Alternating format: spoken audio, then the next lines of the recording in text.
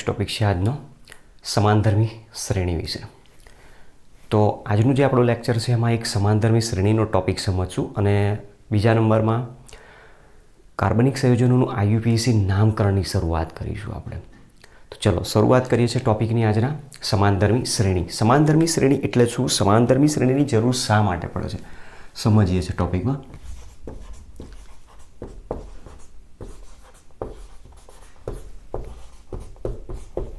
સમાનધર્મી શ્રેણી જેને હોમોલોગસ સિરીઝ કહેવામાં આવે છે, જેને આપણે અહીંયા HS તરીકે દર્શાવીશ. તો જે ટોપિક અહીંયા સમજાવવાનો પ્રયત્ન કરે છે એકચ્યુઅલી શું છે એ જાણવું જરૂરી છે આપણા માટે કે સમાનધર્મી શ્રેણી એટલે શું, સમાનધર્મી શ્રેણી કોને કહી શકાય. તો જ્યારે કોઈ પણ કાર્બનિક સંયોજનો આપેલા હોય અને એ કાર્બનિક સંયોજનોની એક આખી સિરીઝ શ્રેણી તૈયાર થતી હોય અને એ કાર્બનિક સંયોજનોની શ્રેણીમાં રહેલા દરેક કાર્બનિક સંયોજન માટે કોઈક સામાન્ય સૂત્રથી જો એને દર્શાવી શકાય તો એને સમાનધર્મી શ્રેણી તરીકે નામ આપીએ છીએ. તો એની ડેફિનેશન આપણી પાસે એ રીતની છે: કાર્બનિક સંયોજનોની શ્રેણી, કાર્બનિક સંયોજનોની શ્રેણી કે જેમાં રહેલા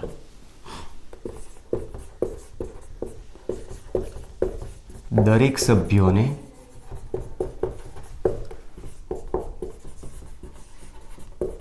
કોઈ એક સામાન્ય સૂત્રથી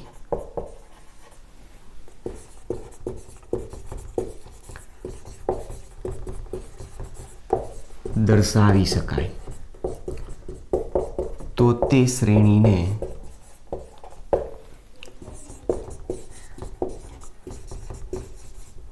સમાનધર્મી શ્રેણી કહે છે. તો આ હોમોલોગસ સિરીઝની એક ડેફિનેશન આવી કે કોઈ પણ એવી કાર્બનિક સંયોજનોની સિરીઝ લઈ લો, એ સિરીઝમાં રહેલો કોઈ પણ સંયોજન તમે દર્શાવો, એને જ કોઈક ચોક્કસ એક જ સામાન્ય સૂત્રથી દર્શાવી શકાતા હોય તો એવા પ્રકારની સિરીઝને આપણે સમાનધર્મી શ્રેણી કહીએ છીએ અથવા હોમોલોગસ સિરીઝ જેને કહેવાય છે. હોમોલોગસ સિરીઝ ધરાવતા જે પણ કાર્બનિક સંયોજનો હોય એમાં પણ કેટલાક પ્રકારની લાક્ષણિકતાઓ જોવા મળતી. કઈ કઈ લાક્ષણિકતાઓ છે નોંધ કરતા જઈએ. ચલો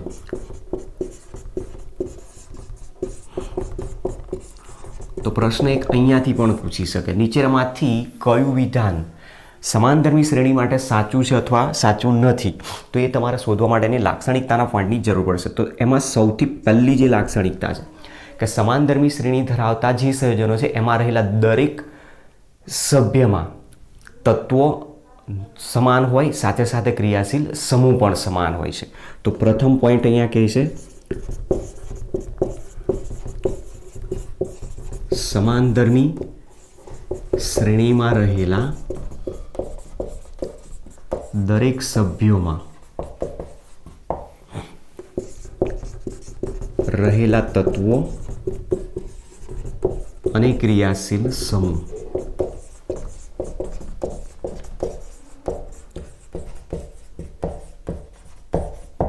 સમાન હોય છે. પોઈન્ટ નંબર 2, સમાનધર્મી શ્રેણીમાં રહેલા દરેક સભ્યને એક સામાન્ય સૂત્રથી દર્શાવી શકાય. સમાનધર્મી શ્રેણીના દરેક સભ્યને એક સામાન્ય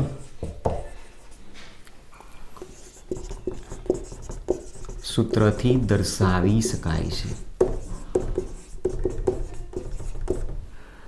પોઈન્ટ નંબર 3, ત્રીજી લાક્ષણિકતા એની શું છે કે જે પણ સમાનધર્મી શ્રેણી ધરાવતા સભ્યો છે એ સભ્યોની અંદર બે ક્રમિક સભ્ય જ્યારે લેવામાં આવે ત્યારે એમાં CH2 જેટલો એના અણુસૂત્રમાં તફાવત જોવા મળે છે અને એના અણુભારમાં 14 યુનિટ જેટલો તફાવત જોવા મળતો હોય છે.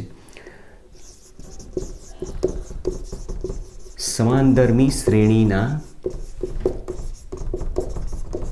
કોઈ પણ બે ક્રમિક, શબ્દ આ વસ્તુ મેઇન અગત્યનો છે, કોઈ પણ બે ક્રમિક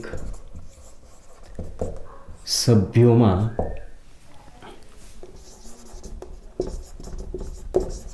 અણુસૂત્રમાં CH2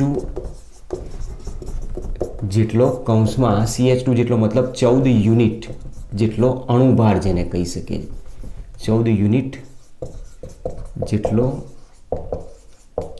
અણુભારમાં તફાવત જોવા મળે છે. તો એક આ વસ્તુ આપણા પાસે મેઇન ઇમ્પોર્ટન્ટ છે કે સમાનધર્મી શ્રેણીનું કોઈ પણ સંયોજન લઈ લો, એમાં બે ક્રમિક જો સંયોજન હશે તો બે ક્રમિક સંયોજનમાં CH2 જેટલો એની અંદર તફાવત જોવા મળતો હોય છે. દાખલા તરીકે તમે જુઓ, સંયોજન છે આપણી પાસે મિથેન CH4, મિથેનની જગ્યાએ આપણે લખીએ છીએ ઇથેન CH3CH3. તો હવે તમે જોશો તો આની અંદર જુઓ, અહીંયા એક કાર્બન 4 હાઇડ્રોજન, અહીંયા બે કાર્બન 6 હાઇડ્રોજન. તો એક કાર્બન વધી ગયું, બે હાઇડ્રોજન વધ્યા, મતલબ CH2 જેટલો તફાવત છે. એ જ પ્રમાણે CH3 CH2 CH3. તો પ્રોપેન આવ્યો જુઓ, તો ઇથેન અને પ્રોપેન બંનેમાં કેટલો ડિફરન્ટ થયો? CH2 જેટલો. તો CH2 જેટલો મતલબ કાર્બનનો પરમાણુ ભાર 12, હાઇડ્રોજનનો ટોટલ 2, એટલે 14 યુનિટ જેટલો અણુભારમાં વધારો થતો જોવા મળે છે. એ જ રીતે ધારી લો કે CH3 CH2 CH2 CH3. તો આની અંદર તમે જુઓ, બે ક્રમિક સભ્ય વચ્ચે કેટલો તફાવત જોવા મળે છે? CH2 જેટલો તફાવત જોવા મળતો હોય. ચલો, આના કારણે એની ઇફેક્ટ બીજી ક્યાં આપણે છે? નંબર 4 કે સમાનધર્મી શ્રેણી ધરાવતા જે સંયોજનો છે એમાં રહેલા ક્રિયાશીલ સમૂહ સમાન છે. ક્રિયાશીલ સમૂહ સમાન હોવાના કારણે દરેકના રાસાયણિક ગુણધર્મો, રાસાયણિક પ્રક્રિયાઓ સમાન હોય, તેમને બનાવટની પદ્ધતિ પણ સમાન હોય છે. શ્રેણીના દરેક સભ્યોના રાસાયણિક ગુણધર્મો સમાન હોય તેમજ તેઓની બનાવટની પદ્ધતિઓ પણ સમાન હોય. મતલબ એક જ પ્રકારની પદ્ધતિથી સમાનધર્મી શ્રેણીના દરેક સંયોજનોને બનાવી શકાય છે. પોઈન્ટ નંબર 5, અહીંયા કીધું છે કે રાસાયણિક ગુણધર્મો સમાન હોય, પણ ભૌતિક ગુણધર્મો કોઈ દિવસ સમાન હોય નહીં. તો સમાનધર્મી શ્રેણીમાં રહેલા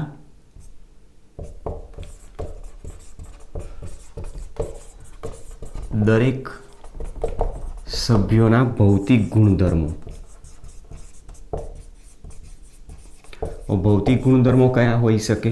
તો નંબર 1 એની સ્થિતિ, રંગ, વાસ, દ્રાવ્યતા, ઉત્કલન બિંદુ અથવા ગલન બિંદુ વગેરે હંમેશા જુદા જુદા હોય. બરાબર, આ ગુણધર્મો કોઈ દિવસ સમાનધર્મી શ્રેણીમાં સમાન હોતા નથી. તો આ આટલી 5 જે પ્રોપર્ટીઝ આપેલી છે એ એની એક પ્રકારની કેરેક્ટરિસ્ટિક્સ કહી શકાય. 5 એવી લાક્ષણિકતાઓ છે જેના આધારે તમે સમાનધર્મી શ્રેણીનું સંયોજન છે કે નહીં ડાયરેક્ટ સીધું નક્કી કરી શકો. હવે આના આપણે એક્ઝામ્પલ પરથી સમજવું પડશે કે સમાનધર્મી શ્રેણીમાં આજે બધું બતાવીએ એમાં કઈ રીતે આપણે ઉદાહરણ, કારણ કે પરીક્ષામાં કદાચ પ્રશ્ન પૂછી નાખે સમાનધર્મી શ્રેણી એટલે શું, ઉદાહરણ સહિત તેની લાક્ષણિકતાઓ સમજાવો. તો આપણે સૌથી પહેલાં કીધું કે સમાનધર્મી શ્રેણીમાં રહેલા દરેક સભ્યોના એમાં રહેલા તત્વો અને ક્રિયાશીલ સમૂહ સમાન હોય. બીજા નંબરમાં સમાનધર્મી શ્રેણીમાં દરેક સભ્યોને આપણે એક ચોક્કસ સામાન્ય સૂત્રથી દર્શાવી શકાય. જો ક્રિયાશીલ સમૂહ સમાન હોય તો એની રાસાયણિક પ્રક્રિયાઓ સમાન હોય, રાસાયણિક ગુણધર્મો સમાન હોય, એની બનાવટની પદ્ધતિ સમાન હોય, ભૌતિક ગુણધર્મો હંમેશા એના જુદા જુદા જોવા મળે. અને સમાનધર્મી શ્રેણીમાં રહેલા દરેક બે ક્રમિક સભ્ય વચ્ચે હંમેશા CH2 જેટલો જ એમાં અણુસૂત્રમાં તફાવત જોવા મળે. તો મતલબ એના અણુભારમાં CH2 જેટલો જ તફાવત જોવા મળતો હોય છે. બરાબર, ચલો પહેલાં આ નોંધ કરી લો, ત્યાર પછી આપણે કેટલાક એક્ઝામ્પલ પરથી સમજી લે એટલે ખબર પડે કે સમાનધર્મી શ્રેણી કઈ રીતે ઓળખી શકીએ છીએ. ઉદાહરણ નંબર 1, આલ્કેન છે. આલ્કેન સંયોજનો આપેલા હોય તો એ સમાનધર્મી શ્રેણીના સંયોજનો માટેનું સામાન્ય સૂત્ર CnH2n+2 તરીકે આપણે દર્શાવતા હોય છે. ઉદાહરણ પરથી ખ્યાલ આવશે. જુઓ, એક્ઝામ્પલ તરીકે CH4 જેને આપણે મિથેન તરીકે નામ આપીએ છીએ, એમાં એક કાર્બન છે તો n બરાબર અહીંયા 1 મૂકી દો. n બરાબર 1 મૂકશો તો અહીંયા 1, 2 + 2 એટલે 4 થઈ જશે. બીજું ઉદાહરણ CH3 અથવા તો પછી આપણે એને C2H6 તરીકે દર્શાવીએ. કાર્બનની સંખ્યા 2 મૂકો, 2 × 4 = 2, 6 હાઇડ્રોજન 6 થઈ જશે. CH3 CH2 CH3 મતલબ જેને દર્શાવીએ છીએ C3H8 તરીકે. C3H8 તરીકે કાર્બનની સંખ્યા 3 મૂકી દો, 3 × 6 = 2, 8. અને એમાં તમે જુઓ સમાનધર્મી શ્રેણીના બે ક્રમિક સભ્ય વચ્ચે ડિફરન્ટ જે જોવા મળે છે કેટલો છે? CH2 જેટલો. તો CH4 પછી આ છે CH3 ઇથેન, તો ઇથેનને સિનિયર મેમ્બર તરીકે ઓળખવામાં આવે. પછી ઇથેન પછી આવ્યો પ્રોપેન, તો આને પ્રોપેનને કહેવાય સિનિયર ટુ સિનિયર. આ પ્રથમ સભ્ય છે આયનો સિનિયર કે આયનો સિરિયન એટલે સિનિયર ટુ સિનિયર તરીકે ઓળખવામાં આવે. ઉદાહરણ નેક્સ્ટ CH2 CH2 CH3 જેનું સૂત્ર લખવું હોય તો C4H10 તરીકે દર્શાવે. તો આમાં તમે જુઓ આ બંનેના ક્રમિક સભ્ય જે છે એમાં તફાવત કેટલો બતાવે છે, CH2 જેટલું. તો ઇથેની મિથેનનો સિનિયર કહેવાય, આ સિનિયર ટુ સિનિયર અને આ સિનિયર ટુ સિનિયર તરીકે ઓળખવામાં આવે છે. તો આ સિનિયોરિટી પ્રમાણેનો ક્રમ દર્શાવે. ચલો બીજું ઉદાહરણ લઈએ, આલ્કીન. આલ્કીન હાઇડ્રોકાર્બન આપેલો તો સામાન્ય સૂત્ર CnH2n તરીકે દર્શાવાતું હોય છે. જેના ઉદાહરણથી સમજીએ. જો ઉદાહરણ તરીકે આલ્કીન છે એટલે 2 કાર્બનની ઓછામાં ઓછી જરૂર પડશે.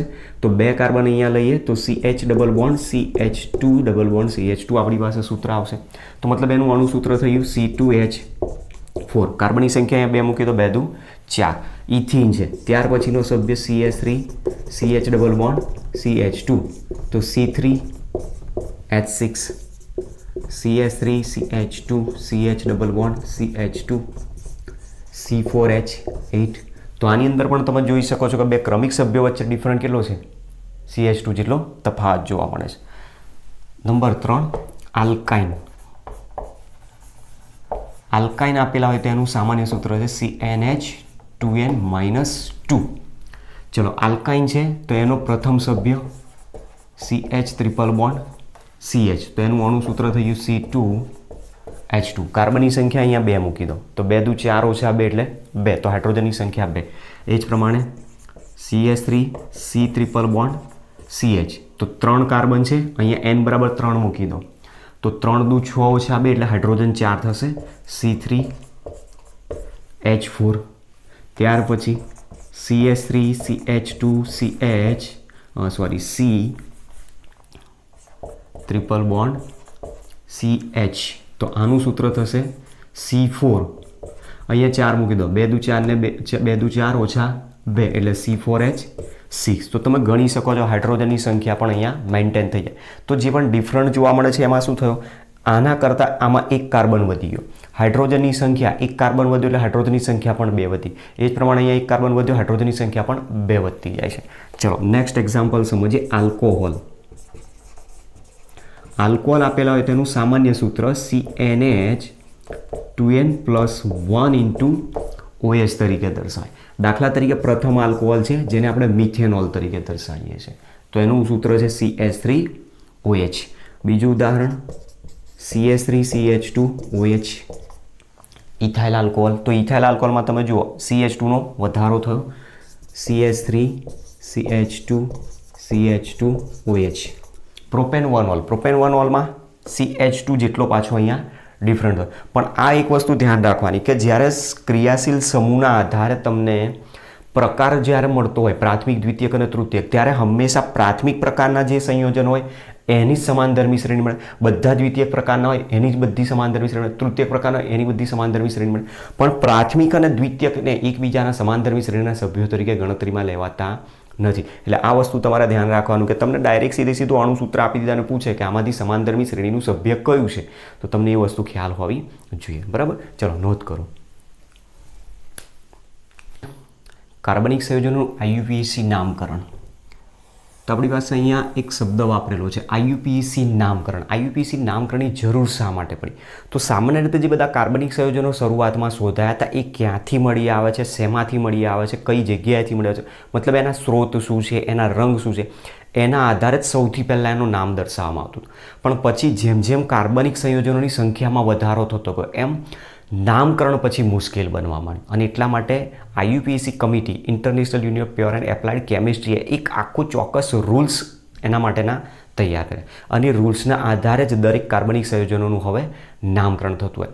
તો આપણે કાર્બનિક સંયોજનોનું નામકરણ સમજતા પહેલાં કાર્બનિક સંયોજનોનું વર્ગીકરણ કઈ રીતે થાય છે એ પહેલાં સમજીએ, ત્યાર પછી નામકરણ ઉપર જઈએ. ચલો, તો સૌથી પહેલાં અહીંયા જોઈશું classification of organic compound.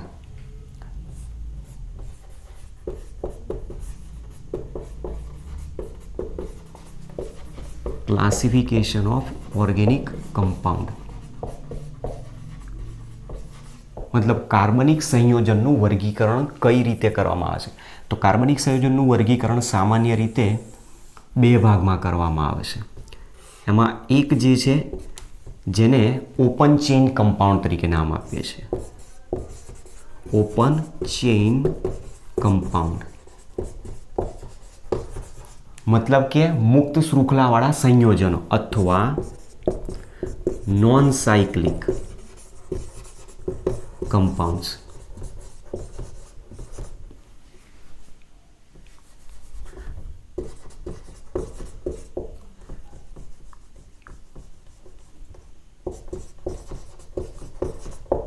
Non cyclic compounds તરીકે ઓળખવા, મતલબ બિનચક્રીય સંયોજનો. અને બીજો છે ક્લોઝડ ચેઇન કમ્પાઉન્ડ્સ, મતલબ જેને કહીએ છીએ ક્લોઝડ ચેઇન કમ્પાઉન્ડ્સ, મતલબ બંધ શૃંખલાવાળા સંયોજનો જેને કહી શકાય, અથવા તો પછી ચક્રીય સંયોજનો એટલે કે સાયક્લિક કમ્પાઉન્ડ્સ. બરાબર, આ બે રીતે એનું સૌથી પહેલાં વર્ગીકરણ થાય. એમાં પણ જે ચક્રીય સંયોજનો છે એ ચક્રીય સંયોજનોનું પણ વર્ગીકરણ બે રીતે કરવામાં આવે છે. એમાંથી એક જે છે એને કહેવાય છે એલિસાયક્લિક કમ્પાઉન્ડ્સ, મતલબ એલિસાયક્લિક સંયોજનો જેને કહીએ છીએ. અને બીજો છે જેને કહેવાય છે એરોમેટિક કમ્પાઉન્ડ્સ, એરોમેટિક સંયોજનો જેને કહેવામાં આવે છે. એલિસાયક્લિક કમ્પાઉન્ડ પણ પાછા બે રીતે વર્ગીકૃત કરવામાં આવે છે. એમાં એક છે હોમોસાયક્લિક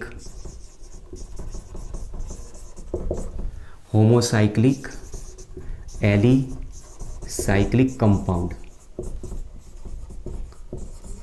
મતલબ સમચક્રીય એલિસાયક્લિક સંયોજનો જેને કહી શકાય. બીજો છે હિટ્રોસાયક્લિક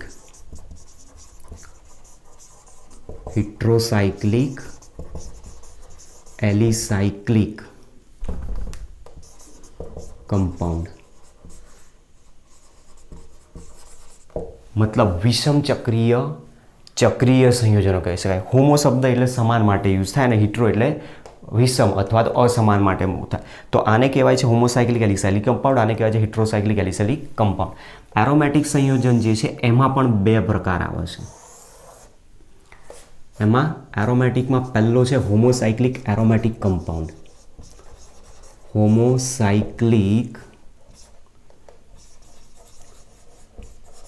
એરોમેટિક કમ્પાઉન્ડ. અને એ જ પ્રમાણે આમાં પણ આવશે હિટ્રોસાયક્લિક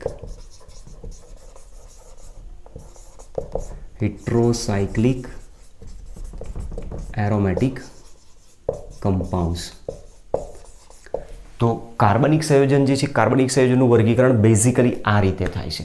તો કાર્બનિક સંયોજન મુખ્યત્વે બે વર્ગમાં વર્ગીકૃત કરવામાં આવે છે. એક મુક્ત શૃંખલાવાળા કાર્બનિક સંયોજનો, બીજા ચક્રીય કાર્બનિક સંયોજનો અથવા તો બંધ શૃંખલાવાળા. બિનચક્રીય, ચક્રીય. એમાં ચક્રીયમાં પાછા બે પ્રકાર. એમાં એક એલિસાયક્લિક કમ્પાઉન્ડ અને બીજો એરોમેટિક કમ્પાઉન્ડ તરીકે. એલિસાયક્લિકમાં બે પ્રકાર, હોમોસાયક્લિક એલિસાયક્લિક કમ્પાઉન્ડ, હિટ્રોસાયક્લિક એલિસાયક્લિક કમ્પાઉન્ડ. એરોમેટિકમાં પણ બે પ્રકાર, હોમોસાયક્લિક એરોમેટિક કમ્પાઉન્ડ્સ, હિટ્રોસાયક્લિક એરોમેટિક કમ્પાઉન્ડ્સ તરીકે દર્શાવવામાં આવતું હોય છે. હવે એમાં વન બાય વન આપણે સમજતા જઈએ. પહેલાં તો અહીંયા સૌથી પહેલાં કીધું છે ઓપન ચેઇન કમ્પાઉન્ડ, મતલબ નોન સાયક્લિક કમ્પાઉન્ડ કોને કહી શકાય કે જેમાં કોઈ પણ પ્રકારની ચક્રીય રચના હોય નહીં. મતલબ સંયોજન તમને આપેલું આ રીતનું છે, બરાબર. મુક્ત શૃંખલાવાળું બંધારણ જ્યારે આપેલું એમાં કોઈ પણ પ્રકારની ચક્રીય બંધારણ હોય નહીં, તો એ બધા જ નોન સાયક્લિક કમ્પાઉન્ડ તરીકે ઓળખવામાં આવે છે. અને નોન સાયક્લિક કમ્પાઉન્ડ જે છે બધા જ એલિફેટિક હાઇડ્રોકાર્બન તરીકે ઓળખાય, બરાબર. ચલો પહેલાં આને નોંધ કરો, પછી વન બાય વન સમજીએ. હવે પહેલો પોઈન્ટ છે આમાં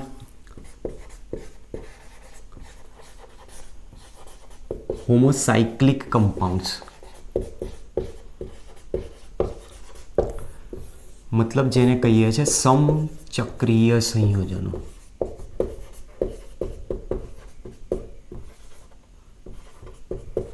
તો હોમોસાયક્લિક કમ્પાઉન્ડ તરીકે કોને ઓળખવામાં આવે? તો જ્યારે કોઈ પણ ચક્રીય સંયોજન આપેલું કે જે ચક્રીય સંયોજનમાં બધા જ સભ્યો કાર્બન પરમાણુ છે એને હોમોસાયક્લિક કમ્પાઉન્ડ કહેવામાં આવે. તો અહીંયા તમે નોંધ કરી શકો છો ચક્રીય સંયોજન ચક્રીય સંયોજનો કે જેમાં બધા જ કાર્બન પરમાણુઓ બધા જ સભ્યો તરીકે કાર્બન પરમાણુઓ હોય, કાર્બન પરમાણુઓ જોડાયેલા હોય. આના ઉપરથી આપણે કહી શકીએ છીએ. દાખલા તરીકે તમે જુઓ કે આપણે બોન્ડ લાઇન સ્ટ્રક્ચરમાં આ રીતનું બંધારણ બતાવીએ છીએ. તો અહીંયા શું છે? CH2 CH2 CH2. મતલબ જે ચક્રીય બંધારણ બન્યું એમાં બધા સભ્ય કોણ છે? કાર્બન જ છે. કાર્બન સિવાયનો બીજો કોઈ સભ્ય ચક્રીય બંધારણમાં ત્યાં ભાગ લેતો નથી. બીજો પોઈન્ટ છે હિટ્રોસાયક્લિક કમ્પાઉન્ડ.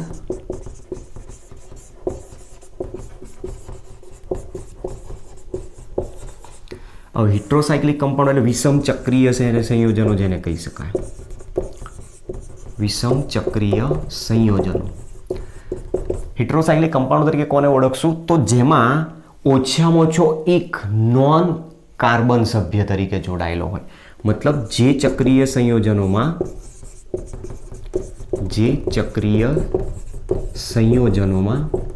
એટલીસ્ટ વન, મતલબ ઓછામાં ઓછો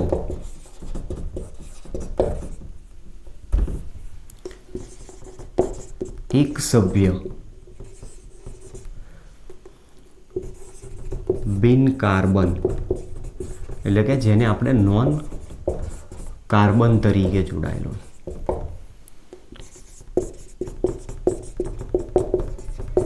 તો એને શું કહેવાય? વિષમ ચક્રીય સંયોજનો. દાખલા તરીકે તમે જુઓ આ રીતનું આપણી પાસે એક સંયોજન છે. જે સંયોજનમાં અહીંયા મેં શું ગોઠવી દીધો? નાઇટ્રોજન. તો ચક્રીય રચના છે એમાં અહીંયા બધે કાર્બન છે પણ અહીંયા કોણ જોડાયો? નાઇટ્રોજન. એટલે આને શું કહેવાય? હિટ્રોસાયક્લિક કમ્પાઉન્ડ, વિષમ ચક્રીય સંયોજન તરીકે ઓળખવામાં આવે છે. ચલો ત્યાર પછીનો પોઈન્ટ એરોમેટિક કમ્પાઉન્ડ્સ.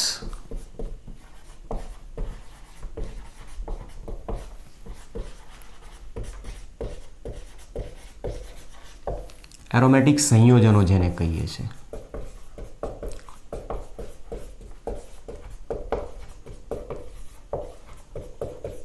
તો એરોમેટિક સંયોજનો કોને કહી શકાય એના વિશેની બધી ડિટેલમાં થિયરી આપણે આગળ ચેપ્ટરમાં આવવાની છે, પણ અહીંયા ટોપિક આપણે આવ્યો છે તો ટોપિકને સમજીએ કે એરોમેટિક સંયોજનો કઈ રીતે ઓળખી શકાય.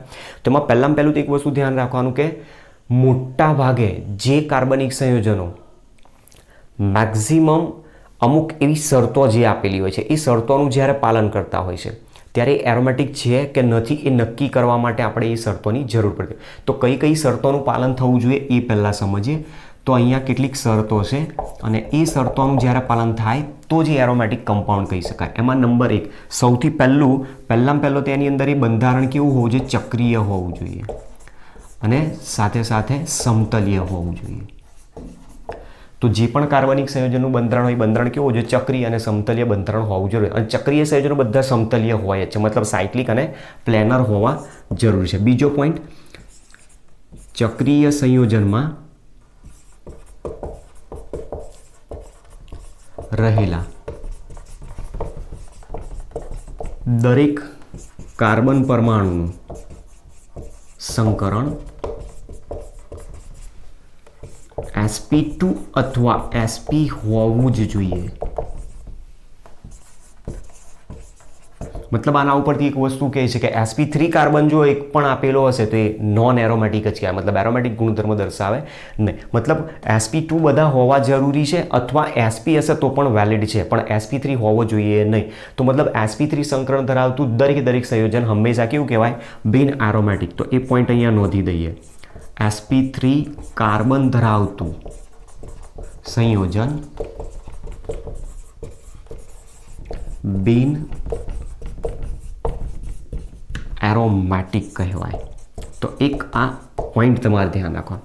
અને ત્રીજો પોઈન્ટ આમાં કહે છે કે ચક્રીય સમતલીય સંયોજન જે છે જેની અંદર પાઈ ઇલેક્ટ્રોનની સંખ્યા 4n+2 જેટલી હોવી જોઈએ. સંયોજનમાં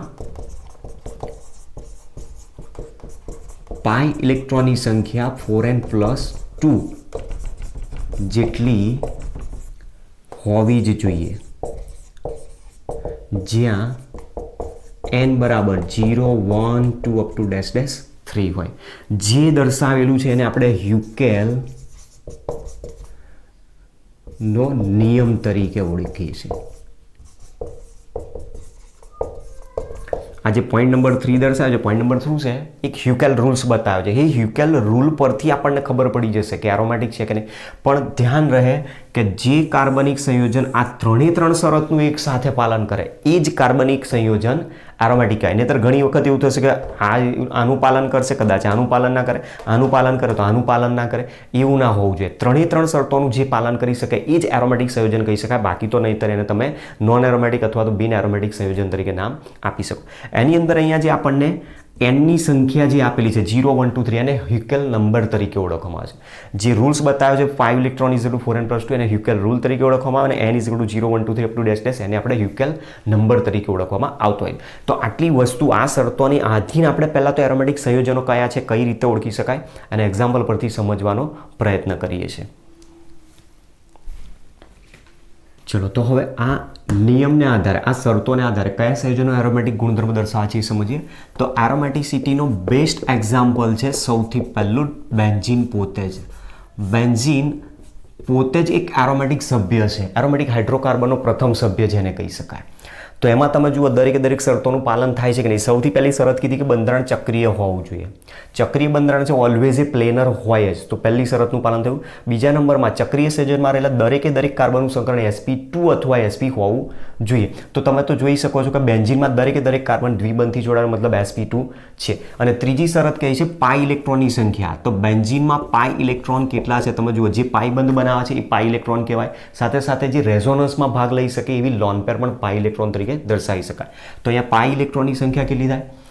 એક પાઈ બંધમાં કુલ 2 ઇલેક્ટ્રોન હોય. તો અહીંયા 3 પાઈ બંધ આવ્યા તો ટોટલ પાઈ ઇલેક્ટ્રોન કેટલા થયા? 6. હવે એના આધારે જે રૂલ્સ કહે છે pi electron is equal to 4n + 2 check કરી લઈએ કે એને ફૂલફિલ કરે છે કે નહીં. તો therefore 6 is equal to 4n plus 2. therefore 4n is equal to 6 minus 2 is equal to 4. therefore n is equal to 4/4 is equal to 1. n is equal to 1 આવ્યો મતલબ હ્યુકેલના રૂલ્સનું પણ એ પાલન કરે છે. કારણ કે અહીંયા આપણી પાસે 1 છે ઓલરેડી ઇન્ટીજર વેલ્યુ તરીકે. અને એટલા માટે આ જે સંયોજન છે એ કેવું કહી શકાય? એરોમેટિક કહી શકાય. તો એરોમેટિક ગુણધર્મ ઉદાહરણ નંબર 2 સાયક્લોપ્રોપીન છે. સાયક્લોપ્રોપીનમાં અહીંયા મેં ગોઠવી દીધો કેટાયન. એટલે ધ્યાન રાખજો જ્યારે કાર્બન ઉપર પ્લસ ચાર્જ હોય ત્યારે ઓલવેઝ કયું સંકરણ દર્શાવે છે? sp2. તો પહેલાં તો દરેક શરતોનું ચેક કરી લઈએ. સૌથી પહેલાં ચક્રીય બંધારણ છે. કાર્બન sp2 અને આ કાર્બોકેટાયન તરીકે છે તો એ પણ sp2 સંકરણ. તો મતલબ દરેક કાર્બન sp2 છે. સાથે સાથે એમાં પાઈ ઇલેક્ટ્રોનની સંખ્યા કેટલી તો તમે જુઓ. પાઈ ઇલેક્ટ્રોન અહીંયા એક પાઈ બંધ છે તો પાઈ ઇલેક્ટ્રોન કેટલા બતાવે છે? 2. તો therefore આપણી જે ફોર્મ્યુલા છે એ મુજબ 2 is equal to 4n plus 2. therefore 4n is equal to 2 minus 2. therefore 4n is equal to 0. therefore n is equal to શું થઈ ગયા? 0. n is equal to 0 છે તો ત્રીજી શરતનું પણ પાલન થાય છે. મતલબ સાયક્લોપ્રોપિનાઇલ કેટાયન પણ પોતે એરોમેટિક ગુણધર્મ દર્શાવે છે એવું આપણે. ઉદાહરણ નંબર 3 એક બંધારણ આ રીતે છે આપેલું. 5 કાર્બન ધરાવતી ચક્રીય રચના, 2 પાઈ બંધ અહીંયા અને એક અહીંયા લોન પેર ઓફ ઇલેક્ટ્રોન આપેલી છે. હવે આવું જ્યારે સંયોજન આપેલું હોય ત્યારે એમાં પાઈ ઇલેક્ટ્રોનની સંખ્યા 2 પાઈ બંધ છે એટલે ટોટલ 4 અને આ જે લોન પેર આપેલી છે એ પણ અંદર રેઝોનન્સમાં ભાગ લે એટલે પાઈ બંધ બનાવવામાં ભાગ લઈ શકતો હોય. મતલબ આ ઇલેક્ટ્રોન પેર જે છે એ અહીંયા ટ્રાન્સફર થાય તો આ પાઈ ઇલેક્ટ્રોન એને ટ્રાન્સફર થાય, પાઈ ઇલેક્ટ્રોન ટ્રાન્સફર થાય એટલે એના કારણે એમાં પાઈ બંધમાં એ સમાવેશ કરી શકાય. તો પાઈ ઇલેક્ટ્રોનની સંખ્યા અહીંયા ટોટલ કેટલી થશે? 6. બંધારણ ચક્રીય છે, સમતલીય છે, sp2 કાર્બન આપેલા જ છે. તો સાથે સાથે આના પરથી 4n plus 2 is equal to કેટલા થયા? 6. તો therefore 4n is equal to 4. therefore n is equal to 1 થઈ ગયો. તો મતલબ સંયોજન કેવું છે? એરોમેટિક. મતલબ એરોમેટિસિટીની પ્રોપર્ટી એ દર્શાવે છે. ઉદાહરણ નંબર 4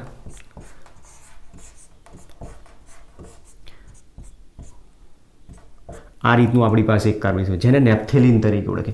નેપ્થેલિનમાં પણ 3 શરતોનું પાલન થાય છે. બંધારણ ચક્રીય છે, સમતલીય છે, દરેક કાર્બન sp2. પાઈ ઇલેક્ટ્રોનની સંખ્યા 5 પાઈ બંધ છે તો 5 દુ 10 થશે. તો પાઈ ઇલેક્ટ્રોન ટોટલ થયા 10. તો therefore 4n plus 2 is equal to 10. therefore 4n is equal to 8. therefore n is equal to 8/4 is equal to 2. તો અહીંયા ટુ વેલ્યુ મળી તો n ઇઝ ઇક્વલ ટુ 0 1 2 3 પ્રમાણે છે. તો એ શું દર્શાવે છે? એરોમેટિસિટીનો ગુણધર્મનું પાલન કરે છે. મતલબ આપેલું સંયોજન છે એ પણ કેવું છે? એરોમેટિક છે. તો આની અંદર તમે જોઈ શકો છો, જુઓ એનની વેલ્યુ 1 આવી તો અહીંયા એક ચક્રીય બંધારણ આવ્યું. એ જ પ્રમાણે અહીંયા એનની વેલ્યુ 0 છે તો અહીંયા સાયક્લિક કમ્પાઉન્ડ છે ખરો. એનની વેલ્યુ અહીંયા 0 દર્શાવી છે ખરી, પણ એની સાથે સાથે એ પણ દર્શાવે છે કે એરોમેટિક ગુણધર્મ દર્શાવતું હોવું જરૂરી છે. દર્શાવે તો છે. સાથે સાથે અહીંયા તમે જો n બરાબર 1 આવ્યો તો એક ચક્રીય રચના આવી, n બરાબર 2 આવ્યું તો બે ચક્રીય રચના. એટલે ઘણી વખત રેફરન્સમાં એવું કહે છે કે n બરાબર 1 2 3 વેલ્યુ જ્યારે મૂકવામાં 0 1 2 3 ત્યારે પાઈ ઇલેક્ટ્રોનની સંખ્યા જો મળતી હોય એ મુજબ પાઈ ઇલેક્ટ્રોનની સંખ્યા કેવી રીતે મળતી હોય? પાઈ ઇલેક્ટ્રોન બરાબર તમે n ઇઝ ઇક્વલ ટુ અહીંયા કેટલા મૂકી દો? 0 મૂકી દો. n બરાબર તમે અહીંયા 0 મૂકી દેશો તો આપણી પાસે જે સૂત્ર છે એ મુજબ સૂત્ર આ છે કે પાઈ is equal to 4n plus 2 છે. n બરાબર તમે 0 મૂકી દો. 0 મૂકશો તો પાઈ ઇલેક્ટ્રોનની સંખ્યા કેટલી થશે? 2. n બરાબર 1 મૂકી દો તો 6. n બરાબર 2 મૂકો, 4 દુ 8 ને 2 10 14 18 આ પ્રમાણે ઇલેક્ટ્રોનની સંખ્યા મળતી હોય છે આપણને. તો ઘણી વખત પાઈ ઇલેક્ટ્રોનની સંખ્યા ઉપરથી આપણે ડાયરેક્ટ નક્કી કરી લેતા હોઈએ છીએ. તો આ રીતે આપણી પાસે સમજાયો છે પોઈન્ટ. એરોમેટિસિટી કોને કહી શકાય, એરોમેટિક ગુણધર્મ કઈ રીતે દર્શાવી શકાય. એક એક્ઝામ્પલ ઓર લઈ લઈએ. જુઓ દાખલા તરીકે સંયોજન આ રીતનું છે.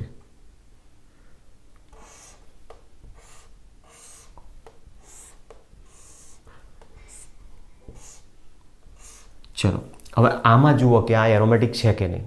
સૌથી પહેલી શરત ચક્રીય બંધારણ છે. બીજી શરત સમતલીય છે.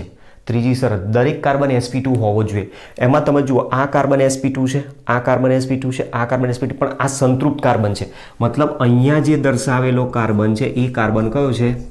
sp3. અને sp3 કાર્બન હોય તો મતલબ એ નોન એરોમેટિક પ્રોપર્ટી દર્શાવે છે. પછી તો આગળ બીજી કશું વસ્તુ કેલ્ક્યુલેશન કરવાની કોઈ જરૂર છે નહીં, બરાબર. પાઈ ઇલેક્ટ્રોન શોધવાની કોઈ જરૂર નથી, એની વેલ્યુ મૂકવાની કોઈ જરૂર નથી. તો આ સીધું આપણને કન્સેપ્ટ અહીંયાથી જ ખબર પડે કે જે કાર્બનિક સંયોજનો ત્રણ શરતોનું પાલન કરી શકતા હોય એ જ એરોમેટિસિટીનો ગુણધર્મ દર્શાવે છે, બાકી તો તે દર્શાવી શકતો નથી, બરાબર. ચલો જે કમ્પાઉન્ડ્સ જોયા એ એરોમેટિક કમ્પાઉન્ડમાં પાછા બે પ્રકાર આપ્યા છે. એમાં એક પ્રકાર આપણે કીધો હોમોસાયક્લિક એરોમેટિક કમ્પાઉન્ડ્સ.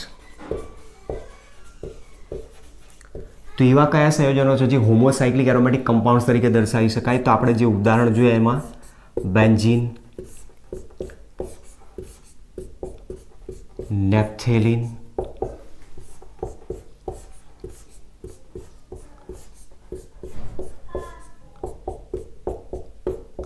એન્થ્રેસિન, બરાબર. આ જે આપે એમાં તમે જુઓ એક કરતાં વધુ ચક્રીય રચનાઓ એક સરખી જોડાયેલી છે. અને આવું જ્યારે સંયોજન આપેલું હોય ત્યારે શું કહેવાય? હોમોસાયક્લિક. અને ત્રણ જે બંધારણ આપે એમાં એરોમેટિસિટીનો ગુણધર્મ છે એટલા માટે એને હોમોસાયક્લિક એરોમેટિક કમ્પાઉન્ડ કહેવાય. ત્યાર પછી બીજો છે હિટ્રોસાયક્લિક એરોમેટિક કમ્પાઉન્ડ્સ. હવે હિટ્રોસાયક્લિક એરોમેટિક કમ્પાઉન્ડ આપેલો હોય તો એમાં ઓછામાં ઓછું એક નોન કાર્બન મેમ્બર તરીકે જોડાયેલો હોવો જોઈએ. તો દાખલા તરીકે સંયોજન છે, જુઓ પહેલું જ બંધારણ જેમાં આપણે અહીંયા નાઇટ્રોજન ગોઠવે જેને પિરિડીન તરીકે ઓળખાય છે. પછી એ જ પ્રમાણે ધારી લો કે અહીંયા સલ્ફર જોડાયેલો છે તો આને કહેવાય છે થાયોફિન.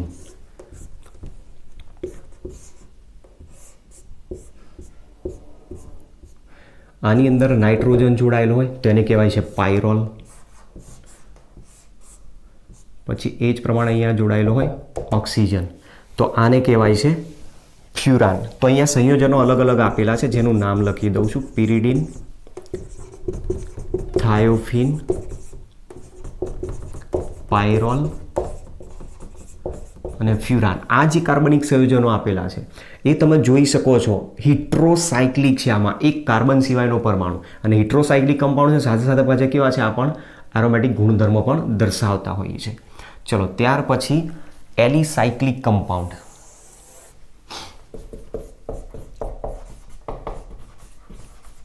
Alicyclic compounds.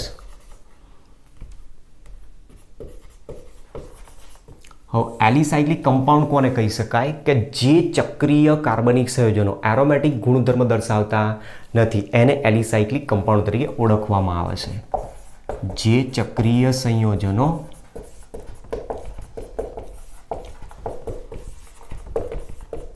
એરોમેટિક ગુણધર્મ દર્શાવતા નથી તેને એલિસાયક્લિક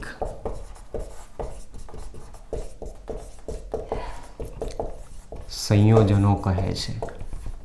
તો દાખલા તરીકે એમાં ઉદાહરણ કયું આવી શકે? તો એક તમારી પાસે છે જુઓ સાયક્લોપ્રોપેન. સાયક્લોપ્રોપેનમાં કોઈ પણ પ્રકારે એરોમેટિકનો ગુણધર્મ દર્શાવશે નહીં.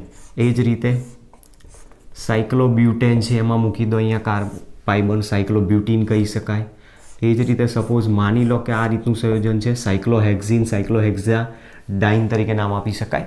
તો આ જે બધા આપેલા છે સાયક્લિક કમ્પાઉન્ડ છે પણ એરોમેટિસિટીનો ગુણધર્મ દર્શાવતા નથી. તમે રિયલ જોઈ શકો છો sp3 કાર્બન આપેલો છે, મતલબ એરોમેટિસિટીનો ગુણધર્મ પોસિબલ નથી. તો આ જે સંયોજનો આપ્યા છે એમાં એક પહેલો જે આ પોઈન્ટ આપ્યો એ હોમોસાયક્લિક છે. હોમોસાયક્લિક એલિસાયક્લિક કમ્પાઉન્ડ. હવે એની જગ્યાએ માની લો કે હિટ્રોસાયક્લિક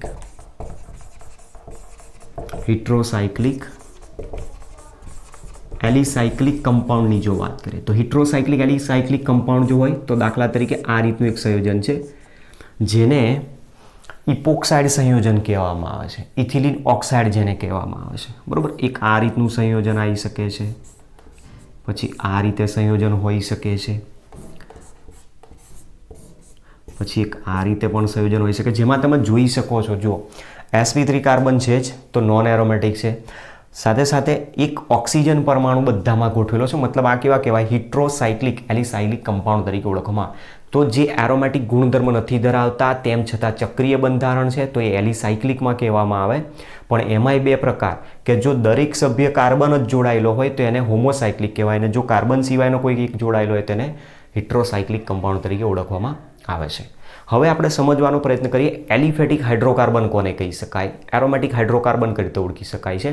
રૂલ્સ ઉપરથી તો સમજ્યા પણ બંધારણ આપ્યું હોય તો બંધારણ ઉપરથી એરોમેટિક હાઇડ્રોકાર્બન પણ ઓળખવા જરૂરી છે. ચલો પહેલાં આને નોંધ કરો, સમજીએ પછી. એલિફેટિક સંયોજનો કોને કહી શકાય? એલિફેટિક કમ્પાઉન્ડ્સ જેને કહીએ છીએ, એલિફેટિક કમ્પાઉન્ડ્સ. તો એલિફેટિક કમ્પાઉન્ડ્સ સમજવા બહુ અઘરા છે, બરાબર, કારણ કે ઘણી વખત એલિફેટિક કમ્પાઉન્ડ શોધવામાં ઘણા સ્ટુડન્ટ્સ ભૂલ કરી નાખતા હોય છે. એટલે આને સમજવું થોડું અઘરું તો છે, પણ એના માટે તમે જે પોઈન્ટ અહીંયા સમજાવું છું એને જો સમજી લેશો તો એકદમ ઇઝીલી બની જશે. એના માટે આપણે બે કેસ દર્શાવવાના છે. એમાં પહેલો જે કેસ છે, પહેલા કેસમાં શું કહે છે કે જો એરોમેટિક રિંગ અથવા તો બેન્ઝીન રિંગ આપેલી હોય, જો બેન્ઝીન રિંગ આવેલી હોય,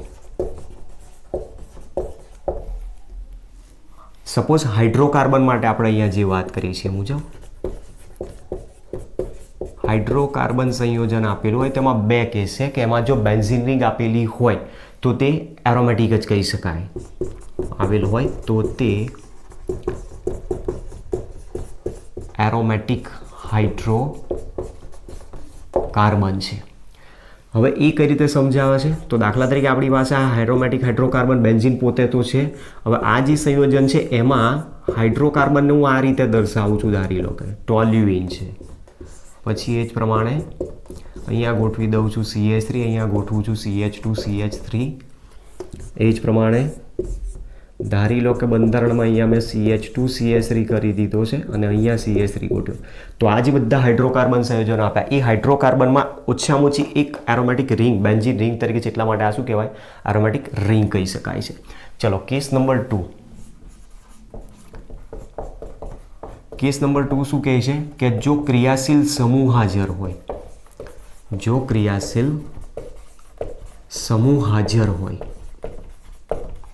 તો એમાં પણ પાછા બે પોઈન્ટ કે જો ક્રિયાશીલ સમૂહ ડાયરેક્ટ એરોમેટિક રિંગના કાર્બન સાથે જોડાયેલો હોય તો જ એ એરોમેટિક ગુણધર્મ દર્શાવે. જો ક્રિયાશીલ સમૂહ, જેને આ કહીએ છીએ આપણે ફંક્શનલ ગ્રુપ, જો ક્રિયાશીલ સમૂહ બેન્ઝીન રિંગના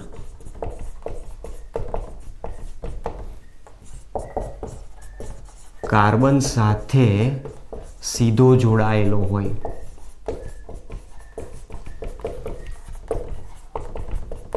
તો તે એરોમેટિક હાઇડ્રોકાર્બન તરીકે ઓળખી શકાય. દાખલા તરીકે સંયોજન છે, જુઓ આ બેન્ઝીન રિંગ ક્રિયાશીલ સમૂહ H સીધો જોડાયેલો છે.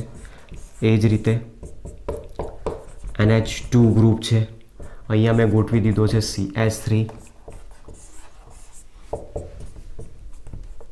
એ જ રીતે ધારો કે અહીંયા COH ગોઠવી દીધો અને અહીંયા મેં ગોઠવી દીધો છે CH2 CH3. તો તમે આની અંદર જોઈ શકો છો હાઇડ્રોકાર્બન સંયોજન છે ખરું, પણ જે ક્રિયાશીલ સમૂહ છે સીધો એરોમેટિક રિંગના કાર્બન સાથે જોડાયેલો, તો જ તમે એને એરોમેટિક કહી શકો. અને આમાં બીજો પોઈન્ટ કહે છે કે જો ક્રિયાશીલ સમૂહ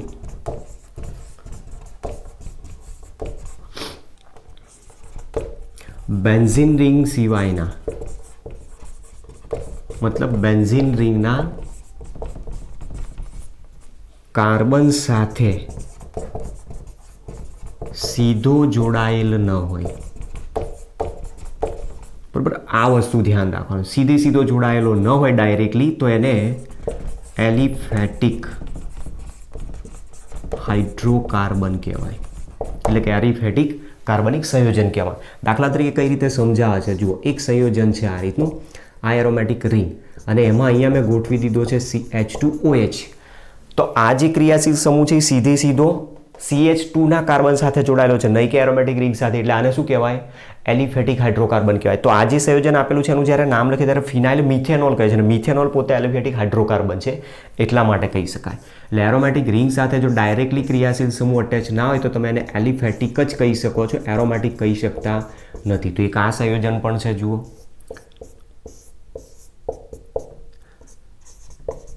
CH2 CH2 CHO CH3. તો આ બધા જે સંયોજનો આપે એમાં જે ક્રિયાશીલ સમૂહ છે એ ક્રિયાશીલ સમૂહ એરોમેટિક હાઇડ્રોકાર્બનના કાર્બન સાથે સીધો જોડાયેલો નથી, અને એટલા માટે આને તમે એરોમેટિક હાઇડ્રોકાર્બન સંયોજન તરીકે કહી શકતા નથી, મતલબ એને એલિફેટિક હાઇડ્રોકાર્બન તરીકે જ ઓળખવામાં આવે છે. તો તમે જોઈ શકો છો આ રીતે આપણી પાસે સૌથી પહેલું ઓર્ગેનિક સંયોજનોનું આખું ક્લાસિફિકેશન આવે.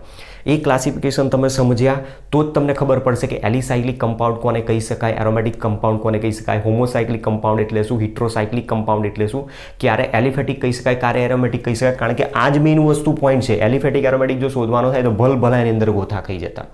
પણ તમને એટલીસ્ટ એટલું તો ધ્યાન હવે આવી ગયું હશે કે જ્યારે ક્રિયાશીલ સમૂહ આપેલો હોય ત્યારે એને ઓળખવો થોડોક મુશ્કેલ છે, કે એ વખતે જો ક્રિયાશીલ સમૂહ ડાયરેક્ટ એરોમેટિક રિંગના કાર્બન સાથે હોય તો એરોમેટિક કહી દો, બાકી તો નહીંતર નોન એરોમેટિક એટલે કે એલિફેટિક હાઇડ્રોકાર્બન તરીકે